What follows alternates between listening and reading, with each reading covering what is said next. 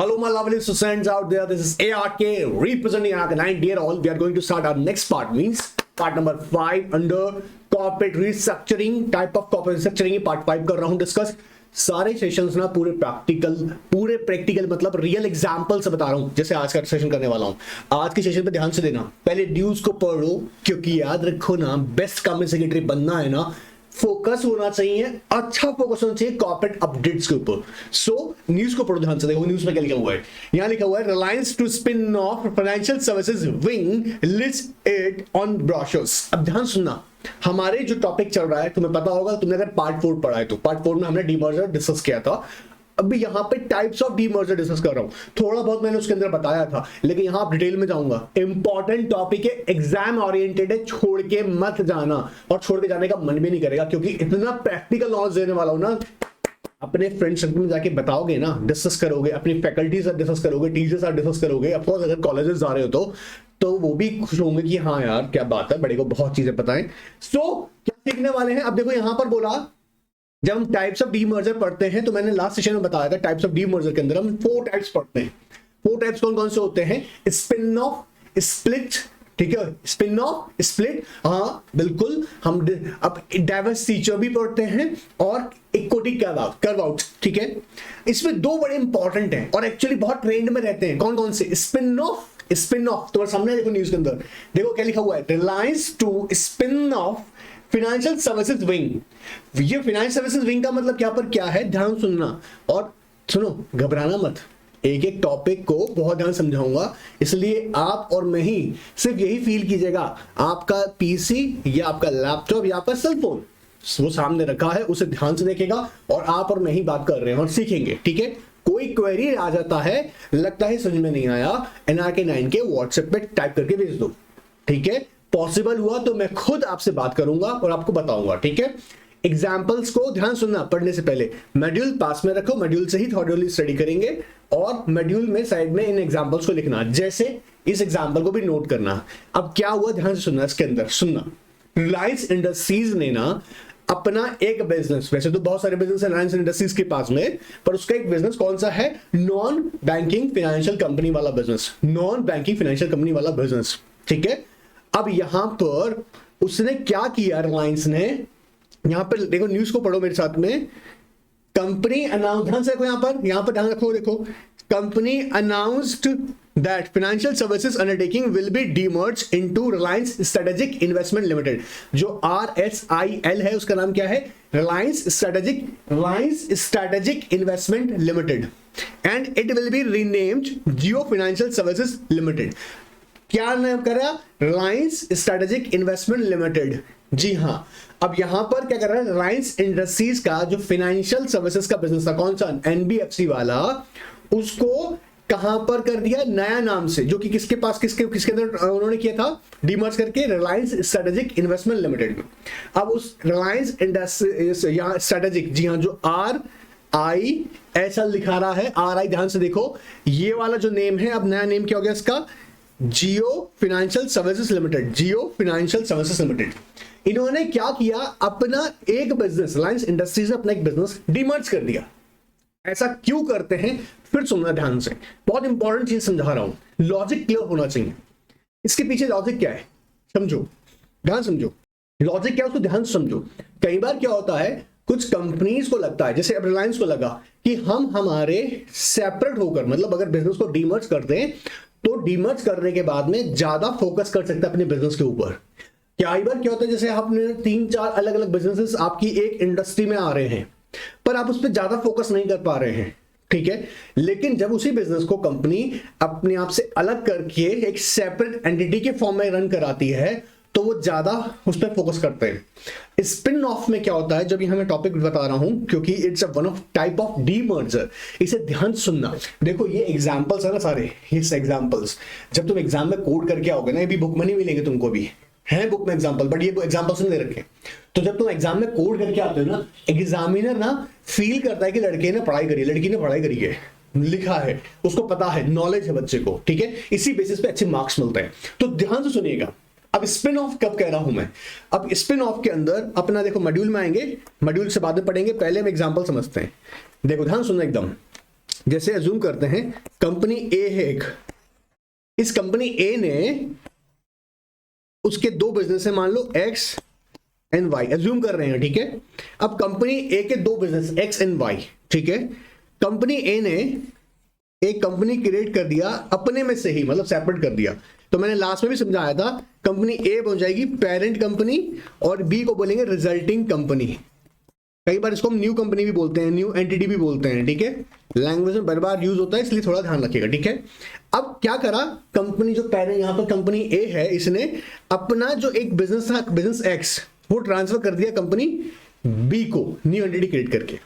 Spin off में क्या होगा, इस बात को ध्यान रखना। स्पिन ऑफ में क्या होगा, जो एग्जिस्टिंग शेयर होल्डर्स होंगे, एग्जिस्टिंग शेयर होल्डर्स होंगे, ध्यान सुनना, एग्जिस्टिंग शेयर होल्डर्स होंगे, जो एग्जिस्टिंग शेयर होल्डर किसके, कंपनी ए के।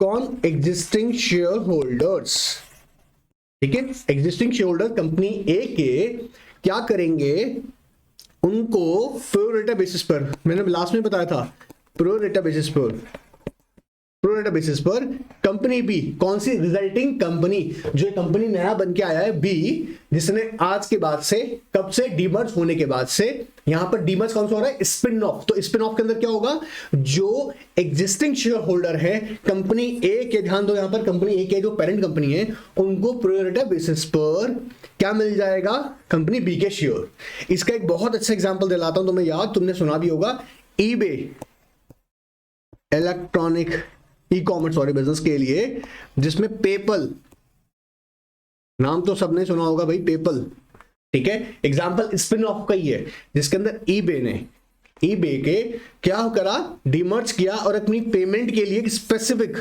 ऐप क्रिएट करा, एक अलग बिजनेस कर दिया, कौन सा, पेपल का। तो यहां पर इन्होंने क्या किया था, जो ईबे, ईबे है ना, ध्यान से देखो स्क्रीन पर, ईबे ने अपने एक शेयर के बदले एक शेयर पेपल का अपने एग्जिस्टिंग शेयर होल्डर को दिया। तो इसका कोई भी एग्जिस्टिंग शेयर होल्डर, किसका, ईबे का, जिसके पास एक शेयर था, उसको उसके बदले एक शेयर मिलेगा, किसका, पेपल का। यहां पर क्या हुआ, स्पिन ऑफ, बात पकड़ में आया। जब हम स्प्लिट की बात करते हैं, ध्यान सुनना, स्प्लिट की बात करते हैं, स्प्लिट भी दो टाइप का होता है, split off and split up. ध्यान सुनना, पहले कॉन्सेप्ट समझ लो, split up and split off, it's also type of demerger। ये दो तरीके का पहले हमने डिस्कस किया, split, spin off. Spin off में एग्जिस्टिंग शेयर होल्डर्स को नई कंपनी का प्रो रेटा बेसिस के ऊपर क्या मिल जाएगा, शेयर मिल जाएगा, क्लियर। जब हम कहते हैं स्प्लिट ऑफ, स्प्लिट ऑफ, ध्यान सुनना, जब बोल रहे हैं स्प्लिट ऑफ, स्प्लिट ऑफ के अंदर क्या होता है कि यूजुअली ऑब्जर्व किया गया, और होता भी यही है, यूजुअली ऑब्जर्व क्या किया गया कि कंपनी, मान लीजिएगा जैसे इस केस के अंदर तो एग्जिस्टिंग शेयर होल्डर को प्रो रेटा बेसिस पर शेयर मिल गया नया कंपनी का, लेकिन अब क्या होगा, स्प्लिट ऑफ में आपको एक्सचेंज करना पड़ेगा। जैसे कंपनी ए के दो बिजनेस, अगेन कंपनी ए के दो business, X and Y businesses हैं, दो बिजनेसेस हैं। कंपनी ए ने नया कंपनी बना दिया एक और, डीमर्ज करके कंपनी बी, और ये बिजनेस एक्स दे दिया इसको। अब क्या होगा, कंपनी ए के, यहां जो हमारी कंपनी ए है, इसके शेयर होल्डर्स को कहा जाएगा, भैया अपने शेयर्स एक्सचेंज कर लो, अगर करना चाहते हो तो। क्या, अपने शेयर्स एक्सचेंज कर लो। स्प्लिट ऑफ में उन्हें कहा जाता है एक्सचेंज करने को, प्रो रेटा बेसिस पे शेयर नहीं मिलेगा। तो अगर ध्यान से देखा जाए, स्प्लिट ऑफ में उनके पास एक ऑप्शन होता है, या तो वो अपने पेरेंट कंपनी, कौन सी कंपनी, कंपनी ए के शेयर्स के बदले कंपनी बी के शेयर्स ले ले, ठीक है, कंपनी बी के रिजल्टिंग शेयर्स ले ले। ऐसा वो क्यों करेंगे, ऐसा इसलिए करेंगे, अज्यूम करो कि उनको लगता है कि कंपनी एक्स, जो कंपनी ए का जो बिजनेस एक्स है, वो एक्स ज्यादा अच्छा बिजनेस है, उसमें ज्यादा ग्रोथ है, ठीक है। ऐसे केसेस में शेयर होल्डर एक्सचेंज करने के लिए तैयार हो जाते हैं, और वो अपने एग्जिस्टिंग पेरेंट कंपनी के शेयर्स के बदले कौन से शेयर्स लेते हैं, रिजल्टिंग कंपनी के शेयर्स। ये किस में होता है, स्प्लिट ऑफ में। बात पकड़ में आ रहा है। अभी एग्जांपल से भी समझाऊंगा, रियल केस एग्जांपल बताऊंगा, चिंता मत करो, ध्यान से सुनते जाओ। और जब हम बोलते हैं स्प्लिट अप, स्प्लिट ऐप में भी सेम प्रोसीजर चलेगा, बस फर्क इतना सा होगा कि जो कंपनी ए है ना, यहां पर जो पेरेंट कंपनी है, ये वाइंड अप हो जाएगी, लिक्विडेट हो जाएगी, मतलब ये नाम खत्म हो जाएगा और एक नया कंपनी क्रिएट कर देगा, कंपनी बी, कंपनी सी, 2 या 3 या 4 जितना भी होगा उसके बिजनेस के अकॉर्डिंग। तो स्प्लिट अप में जो पेरेंट कंपनी होती है वो वाइंड अप हो जाती है और वो 2 या 3 नई कंपनी बना देती है। बात पकड़ में आ रहा है? तो हमने यहां पे ध्यान दिया क्या, स्पिन ऑफ में तो प्रोरेटा बेसिस पर एग्जिस्टिंग शेयर होल्डर को नया कंपनी का शेयर मिल गया, तो उनके हाथ में, दोनों हाथ में लड्डू। कौन सा लड्डू? पेरेंट कंपनी का भी शेयर और उसके अलावा कौन सी कंपनी का शेयर मिल जाएगा उनको? रिजल्टिंग कंपनी का भी। क्लियर एकदम? अच्छा, इसके अलावा अगर ध्यान से हम देखें, अगर इस स्प्लिट ऑफ की बात होगी, स्प्लिट ऑफ की, वहां पर क्या हो रहा है कि जो एग्जिस्टिंग शेयर होल्डर है उन्हें चूज करना है, उन्हें क्या करना है? चूज, क्योंकि उन्हें तो एक्सचेंज करना पड़ेगा। तो या तो एक्सचेंज कर लें क्या, कि जो नया एंटिटी क्रिएट हुआ है या तो उसका शेयर ले लेंगे, तो उसके लिए अपने शेयर्स एक्सचेंज करने पड़ेंगे, और स्प्लिट अप में एक्सचेंज करना होगा, प्लस यहां इंपॉर्टेंट चीज क्या आएगी, जो पेरेंट कंपनी होगी वो वाइंड अप हो जाएगा। सर बात पकड़ में आ गया, लेकिन अब हम इसके रियल एग्जांपल समझाते हैं। देखो स्पिन ऑफ का, देखो यहां पर ध्यान से, अब आप ध्यान से देखिएगा, मेरे को इधर इधर इधर इधर इधर इधर और यहां से स्क्रीन पर अपनी शक्ल लेके जाओ, चिंता से मत पढ़ो, बिल्कुल फोकस होकर पढ़ो, अपनी मॉड्यूल में लिखना, ध्यान सुनना, ये रियल बता रहा हूं तुमको। देखो पूरा पैराग्राफ ध्यान से, इधर फोकस रखिएगा, इधर ध्यान रखो, इधर इधर इधर, पूरा ध्यान से देखो, ठीक है। कहता है first let's define what is corporate spin-off. A spin-off is when a new company is created from subsidiary or division of existing parent company. जैसे हमने अभी किया, the parent company creates completely separate entity and issues new shares of new entity to its existing shareholder. मतलब यहां तो share मिलेगा मतलब नया कंपनी का भी, पेरेंट कंपनी का भी शेयर रखूंगा और नया कंपनी का भी शेयर लूंगा, ठीक है। One of the most prominent recent example was spin-off PayPal from its former parent eBay. जी हाँ, फॉर्मर 2017 के अंदर एक्विजिशन हो गई eBay की by the Flipkart, याद होगा। On July 17 and 15, in that case, eBay shareholders received 1 share of PayPal for each share of eBay they own. eBay recognized the growth potential of PayPal as independent company, made the following announcements. Each have a sharper focus and great flexibility to pursue future success in their respective global commerce and payment markets. In a spin-off, existing shareholders do not give up or exchange any of their existing shares in a parent company. They essentially receive the shares of new company on pro rata basis, and this pro rata allocation also allow for a non-taxable events. बताएंगे आगे non-taxable events होगा। बात पकड़ में आ रहा है? मजे की कहानी क्या हो रही है, एक कंपनी को, अब देखो ना, जैसे मेरे को लगा मेरा बिजनेस 2-3 बिजनेस है एक कंपनी के अंदर, उसमें से एक को सेपरेट करेंगे क्योंकि ज्यादा फोकस करेंगे उसके ऊपर हम लोग, ठीक है।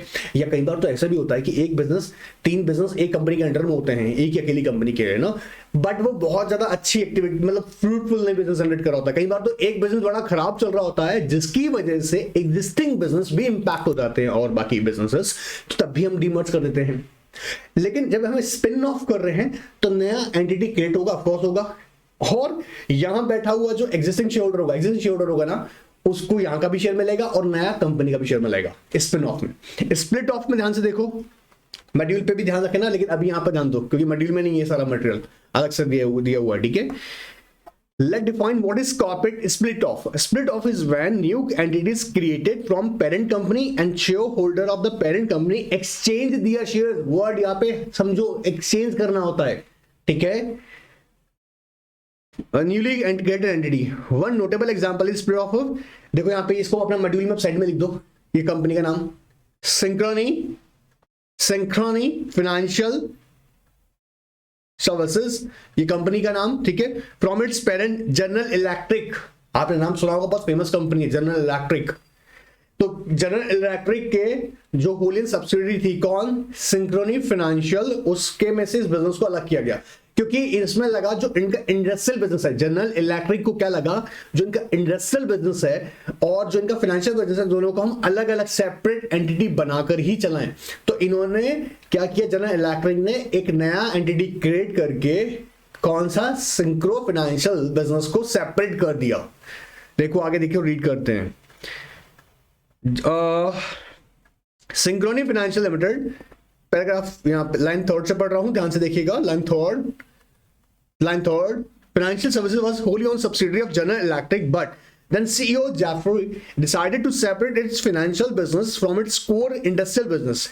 In that announcement, General Electric offered its existing shareholder the opportunity to exchange each share of General Electric stock for 1.0505 shares of newly formed Synchrony stock. The keywords here are opportunity and exchange. Opportunity exchange. अब जैसे कई बार क्या होता है, समझो ध्यान सुनना, share holder, आप कहेंगे सर शेयर होल्डर को बेनिफिट है, मैंने अभी आपको क्या समझाया, शेयर होल्डर को लगता है कि जो बिजनेस को सेपरेट किया जा रहा है इसमें पोटेंशियल अच्छा है, ग्रोथ अच्छा है, अच्छे रिटर्न्स हैं मेरे इन्वेस्टमेंट के ऊपर, तो ऐसे केसेस में वो एक्सचेंज कर लेता है कि ठीक है मैं पेरेंट कंपनी का शेयर तुमको देता हूं और मुझे जो नया अपनी कंपनी रिजल्टिंग कंपनी क्रिएट हुआ है, हमारे एग्जांपल में क्या, सिंक्रोनी फाइनेंशियल्स, उसका शेयर मैं लेने को तैयार हूं, तो ये अपॉर्चुनिटी है। स्पिन ऑफ में दोनों हाथों में लड्डू, पेरेंट कंपनी का भी शेयर लूंगा और नया कंपनी जो क्रिएट हुआ उसका भी शेयर मिलेगा। बात पकड़ में आ रहा है? Alright sir. अच्छा पता है एक रियलिटी सुनना बहुत ध्यान से, आपके माइंड में आ रहा होगा सर स्पिन ऑफ में तो ज्यादा बेनिफिट है, यहाँ के भी शेयर मिलेंगे वहां भी शेयर मिलेंगे, नहीं, प्रैक्टिकली ये भी ऑब्जर्व किया गया है स्पिन ऑफ होते ही पेरेंट कंपनी के ना शेयर्स की वैल्यू गिर जाती है, क्योंकि कहीं ना कहीं उसकी नेटवर्थ पे इंपैक्ट आता है। आप सोच के देखो ना, पहले वो अकेले ही 2 बिजनेस चला रही थी, जब उसके शेयर्स उसको पेरेंट से अलग कर दिया गया, ठीक है, तो पेरेंट से जैसे अलग हुआ एक बिजनेस, उसमें कहीं ना कहीं उसके देखा गया प्रैक्टिकली कि उसके शेयर के प्राइसेस पे कहीं इंपैक्ट आता है, वो डिक्लाइन होते हैं शेयर प्राइसेस। ऑलराइट, अब स्प्लिट अप में क्या होगा, स्प्लिट अप में बड़ा अच्छा एग्जांपल स्प्लिट अप का भी, ध्यान से इसको भी नोट करो। आई होप सिंक्रोनी फाइनेंशियल का और आपने जनरल इलेक्ट्रिक का एग्जांपल नोट कर लिया उस साइड में, ठीक है। अब जरा स्प्लिट अप में आते हैं, सॉरी बीच का नहीं पढ़ा आपने, नीचे का, अरे भाई वही रिपीट कर रहा है, ठीक है, घबराओ मत। स्प्लिट अप में आओ एक बार। In previous 2 examples, the parent company either give shares of new company to existing share holder और allow existing share holder to exchange their shares for new company.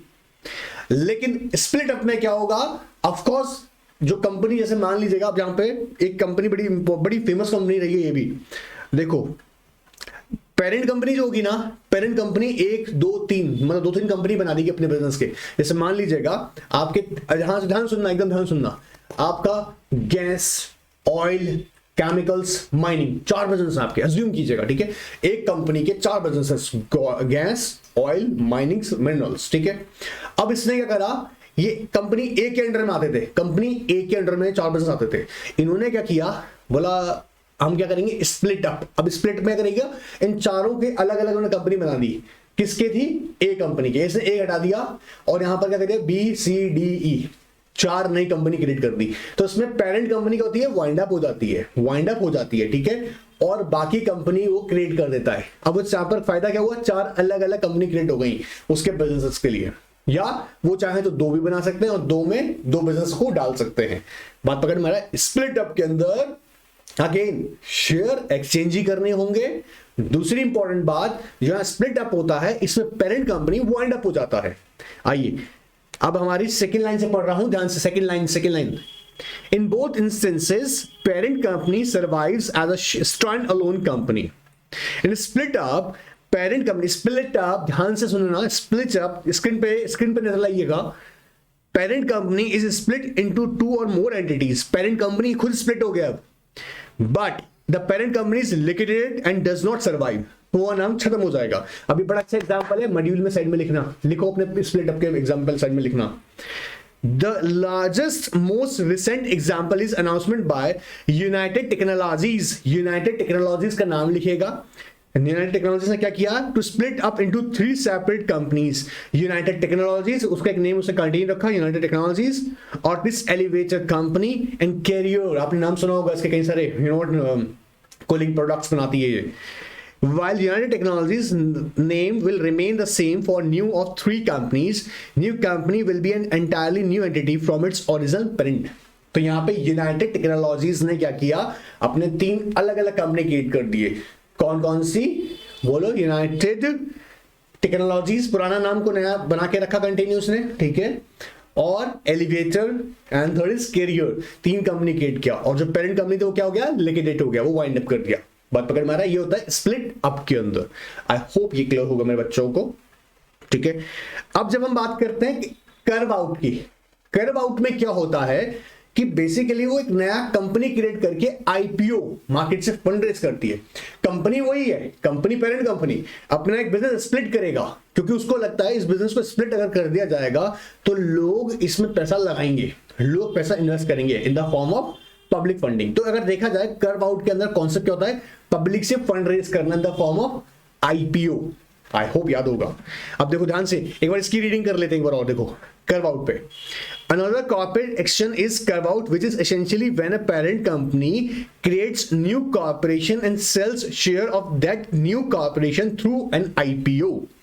No share are given to or exchange with existing shareholders, क्योंकि यहां तो सिर्फ public को invite कर रहे हैं हम लोग, किसी एग्जिस्टिंग शेयर होल्डर को ना तो शेयर नई कंपनी को शेयर दिए जाएंगे, ना ही एक्सचेंज होगा। कर्व आउट के अंदर क्या होगा, सिंपली हम फोकस करेंगे यहां पर कि वहां जो शेयर होल्डर्स हैं उनका इन्वॉल्वमेंट नहीं है, यहां पर तो पब्लिक को इन्विटेशन दे रहे हैं।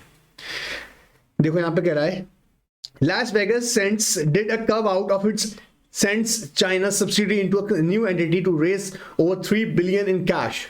According to Deloitte Corporation Finance, 64% of companies engage in carve out because they need the cash or capital. The number one reason is because the entity is not considered core to the parent company business strategy. कई बार ये होता है, देखो समझो यहां देखो एक चीज समझो।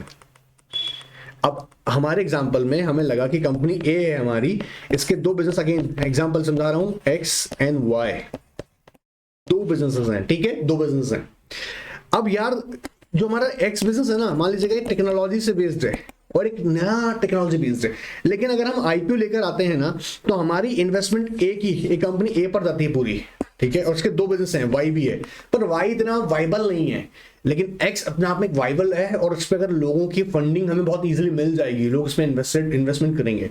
ऐसे केसेस में कंपनी क्या करता है, कंपनी क्या करेगा, अपना एक्स बिजनेस जो है उसको सेपरेट कर देगा, अलग कर देगा, और यहां एक अलग बिजनेस राइज करके आईपीओ लेकर आएगा। यहां पर आप देखें कर्व आउट के अंदर एग्जिस्टिंग शेयर होल्डर्स को हम कुछ नहीं दे रहे हैं, हम तो सीधा पब्लिक को ऑफर कर रहे हैं, क्या ये पब्लिक पैसा इन्वेस्ट कीजिएगा।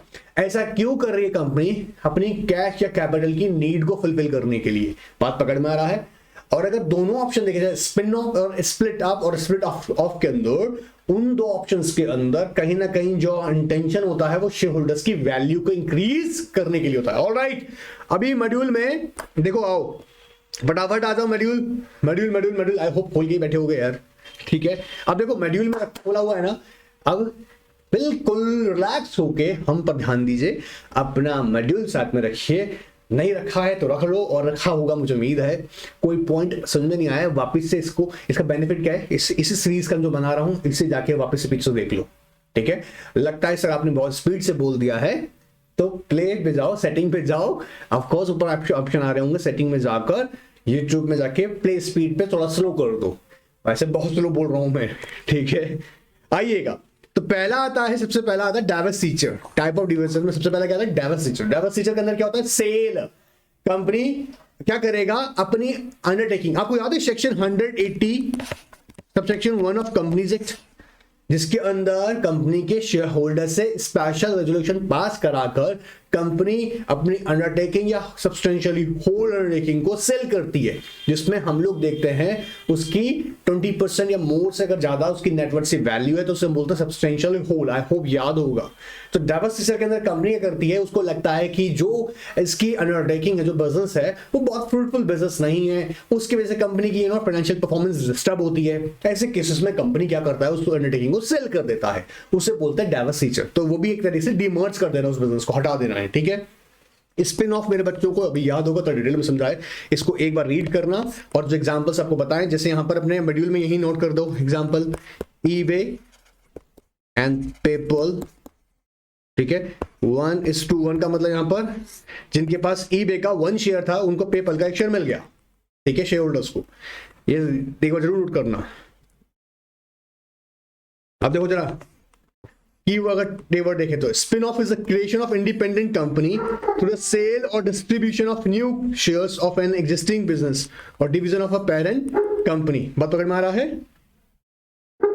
The spin-off companies are expected to be worth more and independent entities than as a part of the larger business. अब ईबे को लगा यार एक पेपल बनाएंगे अलग से तो ज्यादा बेनिफिट होगा, ठीक है, एक हम सेपरेटली फोकस करेंगे पेमेंट ऐप के ऊपर।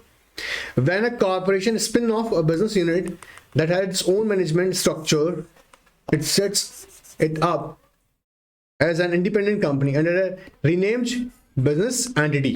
बात पकड़ में आ रहा है? चलो आगे देखते हैं। स्प्लिट एंड डिवीजन, वही सेम सारी एस्पेक्ट्स हैं। स्प्लिट अप में क्या होगा, पेरेंट कंपनी पॉइंट अप हो जाएगा। यहां पर तुम अपना एग्जांपल लिखो, यूनाइटेड टेक्नोलॉजीज वाला, जिसने क्या करा, 3 कंपनी बनाया, एक तो यूनाइटेड टेक्नोलॉजी के नेम से रखा, दूसरा elevator company and third is Carrier. ये 3 कंपनीज क्रिएट किया और ये यूनाइटेड टेक्नोलॉजीज था पेरेंट कंपनी, क्या हो गया, ये लिक्विडेट हो गया। किसके अंदर, स्प्लिट अप में, ठीक है। और जब हम बात करते हैं स्प्लिट ऑफ, तो स्प्लिट ऑफ में वो कंपनीज एज इट इज चलती रहेंगी। क्या हो रहा है, चलिएगा। Split I hope split of का एग्जांपल याद होगा। स्प्लिट ऑफ के अंदर भी हमने एग्जांपल डिस्कस भी किया था आपसे। कौन सा वाला एग्जांपल था, नोट किया था ना, याद करो। टेक्नोलॉजी से रिलेटेड वो Synchrony financial services and general electric. तो जनरल इलेक्ट्रिक ने अपना एक सिंक्रो फाइनेंशियल बिजनेस को अलग कर दिया। किसका कह रहे हैं, स्प्लिट ऑफ के अंदर। इसमें पेरेंट कंपनी सर्वाइव करता रहेगा, स्प्लिट अप में सर्वाइव नहीं करेगा, खत्म, नया क्रिएट कर दिए। ऑलराइट, अब देखो इनके ना डिफरेंसेस जरूर एक बार एग्जाम के लिए रीड किया जाना, इंपॉर्टेंट है बेटा। इतना बारीकी से बताया है एग्जाम्पल्स के थ्रू, अगर कहीं भी डाउट रह जाता है ना, घबराना मत, भरोसा रखो मेरे पे, ट्रस्ट मी, मैं हेल्प करूंगा। जब तक तुम्हारा पीछा नहीं छोड़ूंगा तो तुम सीख नहीं जाओगे, ठीक है, ओके। चलिए, इक्विटी कर्व आउट मेरे बच्चों को याद हो गया होगा। इक्विटी कर्व आउट के अंदर क्या कर रहा है, हम अपने ही कंपनी के सेपरेट डिवीजन क्रिएट करके अपनी उस सेपरेट डिवीजन से, जो कि हमारा नया बिजनेस है, उसके नया बिजनेस मतलब जो क्रिएट किया हमने, है ना, मतलब सेपरेट किया बिजनेस, उससे हमने आईपीओ रेज कर रहे हैं। देखो, equity carve out are refer to percentage of shares of the subsidiary company being issued to public. This method leads to separation of assets of parent company and the subsidiary entity. Equity carve out result in public trading shares of the subsidiary entity. Clear है? देखो example दे रखा है यहाँ पे। India largest engineering and construction company Larsen and Toubro Limited adopted assets light strategy by separating business unit into independent subsidiaries by selling a stake in a businesses. The company which is considered as a corporate proxy for the broader economy divested its assets as a way to generate capital for investing in a fresh projects. So equity carve out में क्या होगा, आपको public को आप offer कर रहे हैं अपनी सब्सिडरी में। अब सब्सिडरी हो, अलग से सब्सिडरी नहीं, बिजनेस के अंदर ही अपने एक अलग क्रिएट कर दिया। जैसे मैंने कहा कंपनी ए है, इसके 2 बिजनेस, अगेन हम एग्जांपल एक्स एंड वाई, ठीक है। तो वाई बिजनेस को मैंने सेपरेट किया और ये मेरी सब्सिडरी से ट्रीट होगी। इसके अंदर मैं आईपीओ का ऑफर लाऊंगा ताकि लोगों से यहां से मुझे पैसा मिल सके। यहां पर अगर देखा जाए इक्विटी कार्व आउट के पीछे क्या रीजन होता है, ध्यान से नोट करना, क्या रीजन होता है, बेसिकली कैश या कैपिटल नीड को फुलफिल करना, कैश और आपकी कैपिटल नीड को फुलफिल करना, ये इक्विटी कार्व आउट का पर्पस है। क्लियर? यहां तक मेरे बच्चों को डाउट नहीं होगा। अब हमारा नेक्स्ट टॉपिक जो है वह some cell, some cell. Alright, अब तुम ध्यान सुनते जाओ, एक बात और इंपॉर्टेंट है। जब हम सम सेल की बात करते हैं, सम सेल, तो यहां पर हम क्या करते हैं, लमसम कंसिडरेशन पर without assigning value of individual assets अपनी बिजनेस अंडरटेकिंग को सेल आउट करते हैं। आपने ध्यान से सुना होगा, जैसे मैं भी एग्जांपल इसके अंदर आपको बता भी रहा था, जैसे डावस फीचर के अंदर की मैंने बताया था, सम सेल के अंदर भी क्या होता है कि आप ध्यान से अगर देखें, बिजनेस क्या होगा, गोइंग कंसर्न होना, कैसा होना चाहिए, गोइंग कंसर्न। फिर दूसरी इंपॉर्टेंट बात क्या होती है, without assigning value to individual assets. जी हाँ, इंडिविजुअल एसेट्स की यहां पर अलग अलग वैल्यूएशन क्रिएट नहीं की, कैलकुलेट नहीं की जाती है। लमसम अमाउंट पर, निशान देखो, लमसम अमाउंट पर आप क्या करते हो, अपना बिजनेस सेल आउट कर देते हो, जैसे बोलते हैं सम सेल। क्या बोल रहे हैं, सम सेल। अब यहां जो इंपॉर्टेंट चीज है, सुनो पैराग्राफ रीड करा दूंगा, पहले तुम कॉन्सेप्ट समझ लो। यह इंपॉर्टेंट चीज क्या है, सेल और एक वर्ड आता है exchange.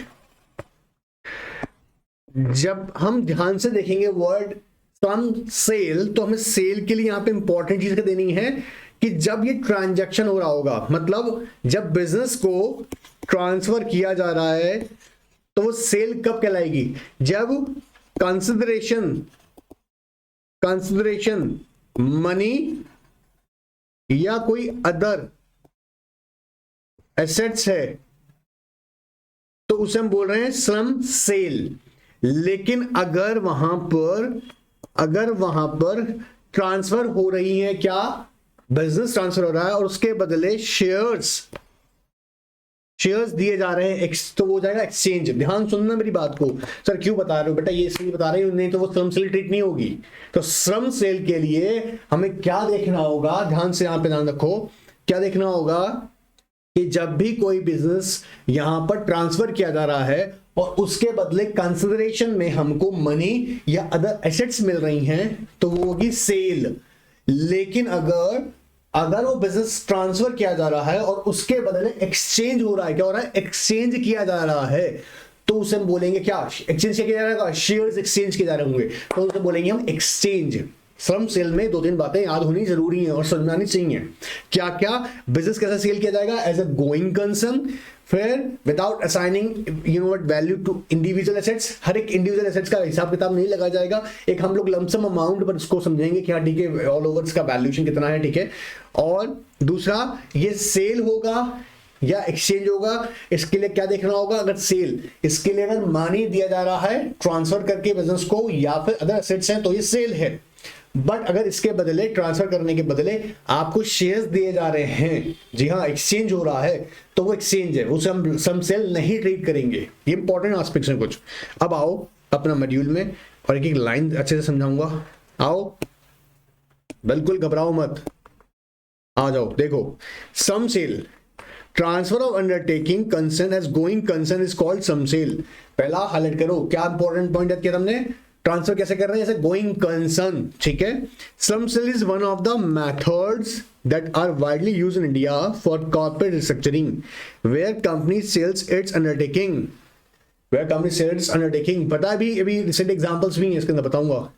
The main reasons of some sale are generally undertaken in India due to the following reasons। अब ये एग्जाम के लिए इंपॉर्टेंट है, एग्जाम में क्वेश्चन आ सकता है, what is some sale and what are the reason behind the company usually opt some sale, ऐसा क्यों करती है? 4-5 इंपॉर्टेंट रीजन। पहला, it helps the business to improve its poor performance. अब एक बात सोच के देखो, एक बात सोचो, एक बिजनेस कंपनी के अंदर ऐसा है, मतलब बिजनेस हमारी कंपनी के अंदर कितने सारे बिजनेस है, लेकिन एक बिजनेस ऐसा है जो हमारी ऑल ओवर फाइनेंशियल परफॉर्मेंस को बैंड बजा देता है, क्योंकि वो अच्छा परफॉर्म नहीं करता। तो क्या करेगा? जब उस बिजनेस को आप सेल कर दोगे, ठीक है, एक बिजनेस ऐसा है जो खराब कर रहा है आपकी परफॉर्मेंस को, तो आप उस बिजनेस को सेल कर दोगे तो आपकी फाइनेंशियल परफॉर्मेंस कैसी होगी? इंप्रूव होगी। तो क्या कर रहा है? Improve its poor financial performance. बोलो इस पॉइंट को, रटो यार, अभी के भी रटो उसको, बोलो। इंप्रूव इट्स परफॉर्मेंस, कैसी? फाइनेंशियल परफॉर्मेंस, और ऑल ओवर बिजनेस परफॉर्मेंस को भी इंप्रूव करेगा। सो इंप्रूव इट्स पुअर परफॉर्मेंस। फिर कहता है strength its financial position of the company. Of course, जब पुअर परफॉर्मेंस हटेगी तो फिर फाइनेंशियल पोजीशन भी इंप्रूव होगी। तो इंप्रूव पुअर परफॉर्मेंस नहीं जी, क्या करेगा? Business to improve its poor performance. फिर क्या होगा? Financial, in strength its financial business.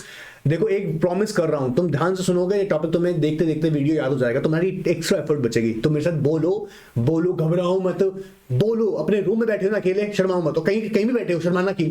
बोलो, याद करो। हाँ, तो इंप्रूव पुअर परफॉर्मेंस, क्योंकि वो बिजनेस अच्छा नहीं था, ऑल ओवर फाइनेंशियल परफॉर्मेंस का बैंड बनाता है, तो इसको हटा देंगे, सेल करेंगे, तो हमें क्या मिलेगा? फाइनेंशियल, हमारी परफॉर्मेंस इंप्रूव होगी। इससे द फाइनेंशियल पोजीशन।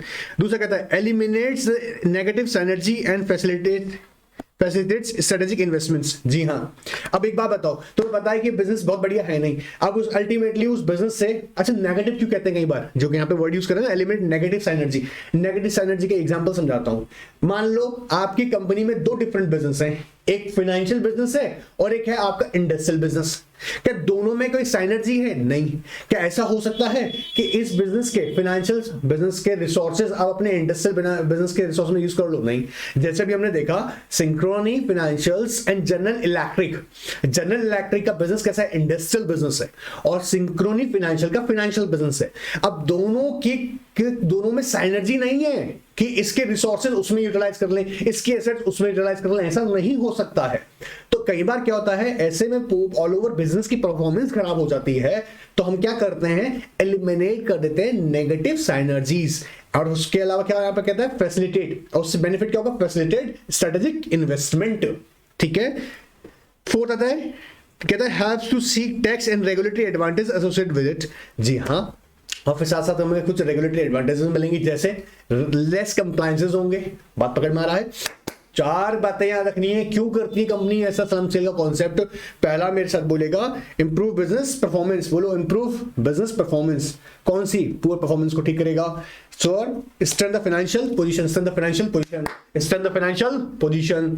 थर्ड क्या मिलेगा हमको? कहता है eliminate negative synergies, eliminate negative synergies and facilitate बोलो ना, facilitate strategic investment, seek tax benefits and regulatory advantages. Clear हो रहा है?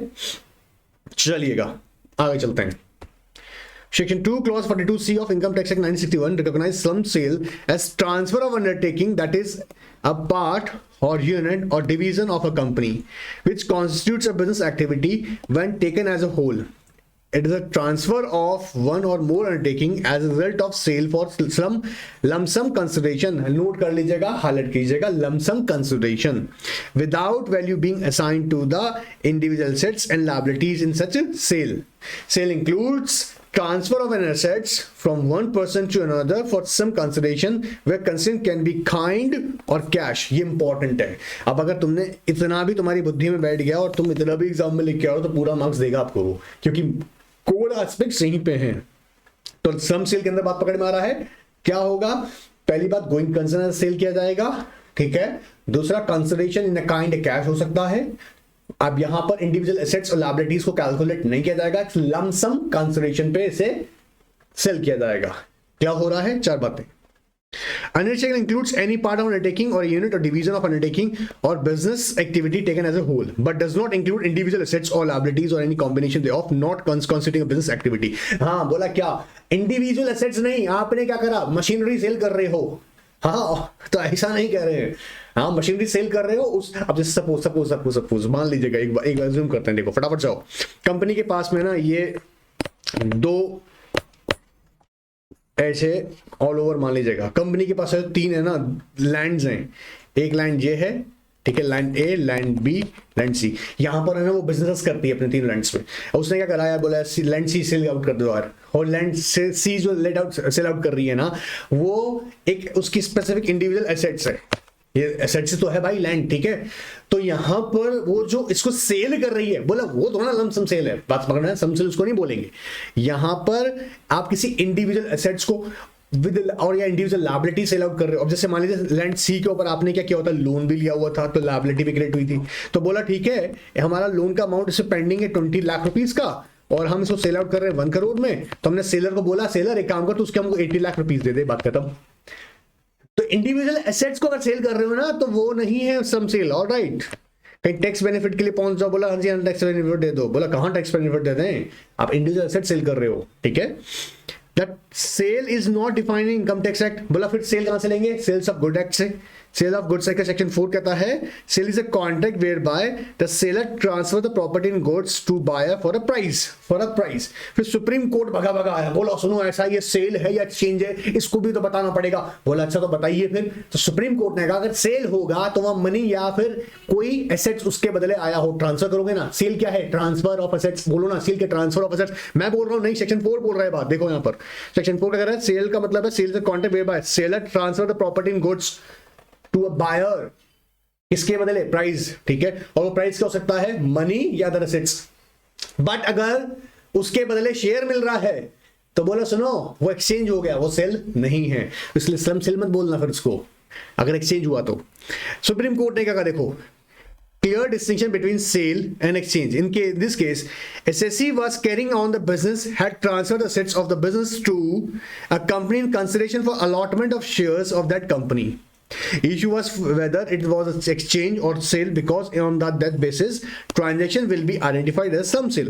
Supreme Court held that where the assets are transferred for money consideration, ध्यान से नोट करना है, यहाँ से हाईलाइट कर अपनी मॉड्यूल में, where the assets are transferred for money consideration and the liability of consideration so determined is discharged by an any mode whether money or other assets, then said transaction is sale. तो क्या अगर वो transfer जो हो रहा है उसके बदले मनी या अदर एसेट्स रिसीव हो रही हैं तो वो सेल है. In that case there are two transactions, one transaction of sale and other is contract under which the sale are allotted to satisfaction. Shares are allotted मतलब exchange, shares are allotted in the satisfaction of liability to pay the price. However, where assets are transferred for a consideration of another assets other than the money, said transaction is exchange. अब यहाँ पे क्या हो रहा है, assets क्या हो रहा है, where assets are transferred for a consideration of another assets. अभी क्या हो रहा है, आपको ट्रांसफर कर रहे हैं assets और उसके बदले जो यहाँ पे कंसिडरेशन वो क्या रहा है, शेयर्स. Now कह रहा है another assets other than money, said transaction exchange. On the basis of this distinction, Supreme Court held that transfer of assets in consideration for allotment of share of that company is exchange, not sale. बात पकड़ में आ रहा है, उस company का क्या मिल रहा है आपको, उसके बदले शेयर्स मिल रहे हैं, कंसिडरेशन दे रहे हैं ना, तो कंसिडरेशन में क्या मिल रहा है, शेयर्स. बात पकड़ में आ रहा है, उसको बोलेंगे एक्सचेंज. बात पकड़ में आ रहा है, कंपनी ए ने अपना ट्रांसफर कर रहा बिजनेस और उसके बदले क्या रिसीव कर रहा है, एक्सचेंज ऑफ अदर कंपनी, क्या, शेयर्स, तो वो एक्सचेंज हो गया. लेकिन वहीं अगर मनी है या कोई अदर एसेट्स की फॉर्म में उसे मिल रहा है तो वो है शेयर सेल. क्लियर. अब यहां पर इंपॉर्टेंट चीज देखो, undertaking means undertaking in which investment of a company exceeds 20%. ये कौन कह रहा है, सेक्शन 180 ऊपर वाले पैराग्राफ देखो, 180 सेक्शन 1. कम से पढ़ा होगा, मुझे उम्मीद है याद होगा तुम लोगों को. फिर भी अगर नहीं याद आ रहा है ना, रिक्वेस्ट भेजना, इसका पूरा लिंक भेज देंगे वीडियो का.